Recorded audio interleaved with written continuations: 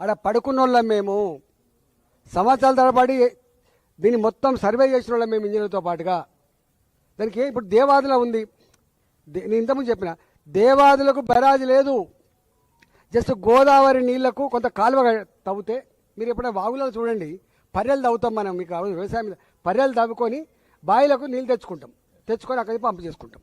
Same గోదావరిలో కూడా కొంత కాలువలుగా తవ్వుతే కన్నెపల్లి పంపులో నీళ్ళు వస్తాయి, ఇన్ని నీళ్ళు లేకపోయినా కూడా. ఇప్పుడు ఉన్న పరిస్థితి ఏంటంటే ఈ 90,000 క్యూసెక్ల నీళ్లు, ATMs నీళ్లు వచ్చి సహజంగా ఫ్లో అవుతున్నా కూడా కాలువ తవ్వకపోయినా కట్ట వేయకపోయినా సహజంగానే పంపులు మునుగుతున్నాయి కాబట్టి అంటున్నాం మేము.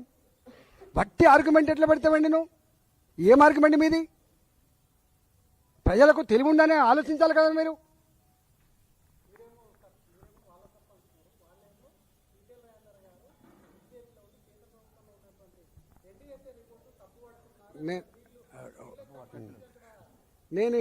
నేను ఎన్డీఏ ఒక్క నిమిషం ఉండండి, మోటార్లు ఖరాబ్ అయితే రిపేర్ చేయి. NDSA ఏం చెప్పిందో నేను దాన్ని కాంట్రాక్ట్ చేస్తలేను. NDSA ఏం చెప్పిందో నేను కాంట్రాక్ట్ చేస్తలేను. మా బీజేపీ ఫిలాసఫీ నేను ఫస్ట్ సెంటెన్స్లో చెప్పిన, మీకు అర్థం కావాలి. అందుకే మీరు తప్పుడు వార్తలు వేసి మీ మీ మీ దేన్ని దానికోసం ఆగం కాకండి. భారతీయ జనతా పార్టీ మొట్టమొదటి ఫిలాసఫీ దేశం ఫస్ట్, నెక్స్ట్ పార్టీ, తర్వాత వ్యక్తి. నేను తెలంగాణ మట్టి బిడ్డను కాబట్టి ఫస్ట్ నాకు తెలంగాణ, తర్వాత నా పార్టీ, తర్వాత నేను. దీనికి ఏమైనా అనుమానం ఉంటే చెప్పు.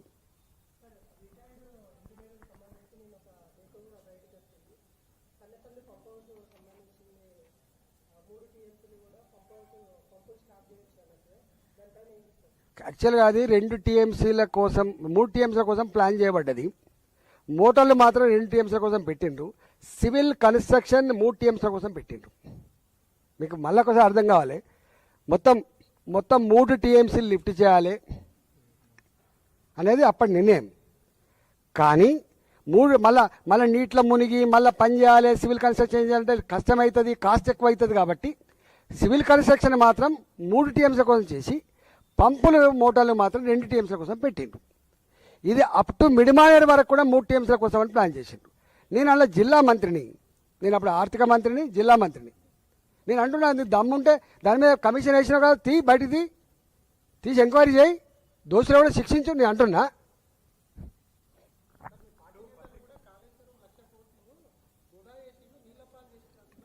నేను దాని గురించి నేను 1,00,000 కోట్లు వృధా చేసిన గురించి నేను ఒకటే చెప్తున్నా. దాంట్లో ఎంత కరప్షన్ అయిందో లెక్కతి, ఎవడో బాధ్యత లెక్కతి, అరెస్ట్ చేయి, పనిష్మెంట్ ఇవ్వు. నేను దాని గురించి మాట్లాడుతాను కదా. ఇప్పుడు ఉన్నది కదా, నీకు ఇష్టం ఉన్నా లేకపోయినా, అరే ఒకటి నీకు అర్థమైతే లేదు. నువ్వు చాలా సంకుచితంగా ఆలోచించి మాట్లాడుతున్నావు. నేను అంటున్నా 1,00,000 కోట్లు ఖర్చు పెట్టి చేసినా అంటున్నాను. ఇప్పుడు నీకు మొత్తం కాళేశ్వరం ప్రాజెక్ట్ అంటే 2, ఒక లక్ష్మీ బరాజ్ కాదు కదా. లక్ష్మీ బరాజ్ ఉన్నది, అంత అన్నారం ఉన్నది, సుందిల్ల ఉన్నది, మిడిమానేరు ఉన్నది, ఒక అనంత సాగర్ ఉన్నది, ఒక రంగనాయక సాగర్ ఉన్నది, ఆ పైన మల్లన్న సాగర్ ఉన్నది, ఆ పైన కొండపోచమ్మ సాగర్ ఉన్నది, అక్కడి నుంచి బస్వాపురం ఉన్నది. గిన్నె ఉన్నాయి బాబు, 100 కిలోమీటర్ల కాలువలు ఉన్నాయి. ఏమర్థం చేసుకుంటారు మీరు? 1,00,000 కోట్లు ఖర్చు పెడితే 1,00,000 కోట్లు తిన్నానని చెప్పి వాళ్ళు అనగానే నేను నిజమే తిన్నానని మాట్లాడాను. నేను ఏమన్నా జ్ఞానం ఉందా? 1,00,000 కోట్లు ఇప్పుడు రేపు నువ్వు మూసితే ఎత్తున్నావు, 1,00,000 కోట్లకు ఎస్టిమేట్ ఎత్తాడు. 1,00,000 కోట్లు తిన్నాడని చెప్పి ఆరోపణ చేస్తే 1,00,000 కోట్లు తిన్నట్ట? ఎంత బ్యాడ్ అండి ఇది. ఇంత నీచంగా ఉంటారా? బదనాం చేయి, కానీ గిట్లా చేస్తే ప్రజలు హర్షిస్తారు అనుకుంటే మాత్రం మూర్ఖత్వం అయితే గుర్తుపెట్టుకో. ఇవాళ కాళేశ్వరం ప్రాజెక్టు కొన్ని 100 TMCల రిజర్వాయర్లు, కొన్ని 100 కిలోమీటర్ల పైప్ లైన్లు, కొన్ని 100 కిలోమీటర్ల కాల్వలు, 10ల సంఖ్యలో టన్నల్స్, మోటార్లు, పంపులు, కొన్ని పెద్ద టవర్లు, ఎలక్ట్రిసిటీ టవర్లు, పెద్ద లైన్లు అనేకం ఉన్నాయి కదా. దాన్ని వాడుకోరాదు. నువ్వు బదనాం చేసి ఎత్తి కానీ వాడుకోరాదు.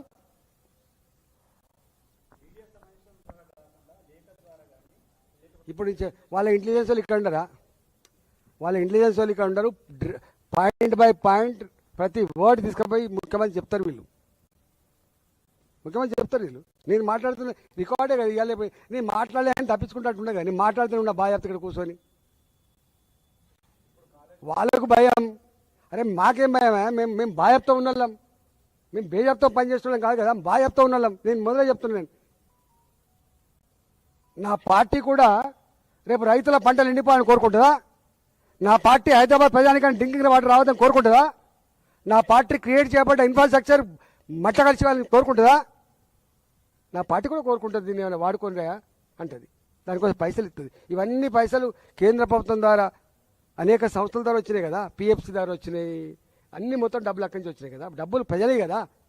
మనకు సోయి ఉండాల్సింది ఎక్కడంటే 1,00,000 కోట్లు ఖర్చు పెట్టబడ్డాయని చెప్తుండ్రో, ఈ 1,00,000 కోట్లు ప్రజల రక్త మాంసాలతో జమ చేయబడ్డ పన్నుల డబ్బులనే విషయం మర్చిపోకండి. కేంద్రం పైసలు ఖర్చు పెట్టినా, రాష్ట్ర ప్రభుత్వాలు పైసలు ఖర్చు పెట్టినా ప్రజల పైసలు ఇవి. గా సోయి ఉండాలి. ప్రభుత్వాలకు బాధ్యత ఉంటుంది. నువ్వేంటిది, నువ్వు ప్రభుత్వం అంటే ప్రజల పైసలకు, ప్రజల ఆస్తులకు కాపాడదాను అనే విషయం మనం ఎట్లా మర్చిపోతాను?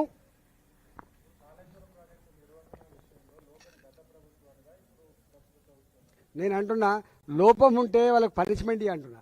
ఆ ఇంజనీర్లను తీసుకుపోయి జైల్లో పెట్టు, ఆ పాలకులను తీసుకుపోయి జైల్లో పెట్టు, దాన్ని రికవరీ చేయించు. మేము అంటున్నామా? మేము అంటలేం కదా. ఇది గొప్పగా చేసిండ్రు, కాంట్రాక్టర్లు శుద్ధపూసలు, లేకపోతే ఇంజనీర్లు శుద్ధపూసలు, పాలకులు శుద్ధపూసలు మాట్లాడుతున్నాను. నేను మాట్లాడుతున్నది, నేనేం మాట్లాడదు కానీ నీళ్లు పోతున్నాయి ఆ కళ్ళ ముందు, దుఃఖం వస్తుంది, 1,00,000 కుసకులు పోతున్నాయి, తీసుకురా అంటున్నాం. తీసుకురావడానికి అడ్డంకులు లేక చెప్పమంటున్నాం. గిది అడుగుతుంటే మీరు ఇవన్నీ ఎందుకు వస్తాయి సబ్జెక్టు? అవన్నీ అయిపోయాయి. కమిషన్ వేసిరి, కమిషన్ రిపోర్ట్ తీసుకుపోయి ఆడ పడేసే, ఏదో ఈడీకి ఇచ్చిరి, ఎవరికో ఇచ్చిరి.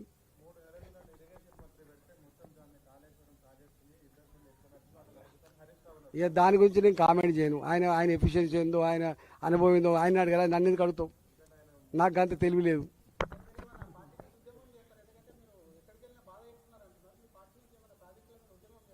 అన్ని ప్రజా సమస్యల మీద నిత్యం ప్రజలలో ఉంటూ నేను కొట్లాడటం కూడా నేనే. గుర్తుపెట్టుకో, ఎక్కడ ప్రజలను ఇబ్బంది పెట్టినా, ప్రజల కళ్ళల్లో నీళ్ళు వచ్చినా అక్కడ ఈటలో ఉంటాడు కదా, నీకు తెలియదా? అవగాహన ఉండాలి కదా. నువ్వు ఏ ఛానల్ కోసం పనిచేస్తున్నావో, దేనికోసం పనిచేస్తావో పక్కన పెట్టు, కానీ మనం మిత్రులం కదా. ఫస్ట్ ఆలోచన. రాజేంద్రన్న ఏం కొట్లాడతాడు? రాజేంద్రన్న AK-47 తీసుకొచ్చి కంతకు పెట్టినా అరే గిదేరా అని చెప్పేటోడు ఈటలా. గుర్తుపెట్టుకో, నీకు ఐడియా ఉండాలి. నీకు ఎంతమంది ముఖ్యమంత్రితో కొట్లాడినా నేను, గది నా నైజం. గుర్తుపెట్టుకో, రాజీ పడే ఈటల ధర్మం కోసం, న్యాయం కోసం, ప్రజల కోసం నిత్యం ఆరాటపడే బిడ్డ, దానికోసం దేంతగా తెగించే బిడ్డ ఈటల. గుర్తుపెట్టుకో.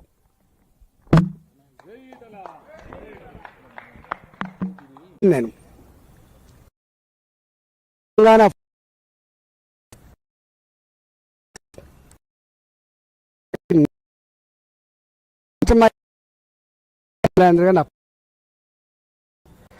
ద మోస్ట్ ఇంపార్టెంట్ థింగ్ ఏంటంటే, మరొకసారి గుర్తు చేసే అంశం ఏంటంటే, నాలాంటి వాడిని ఈ స్థాయికి ఎదగడానికి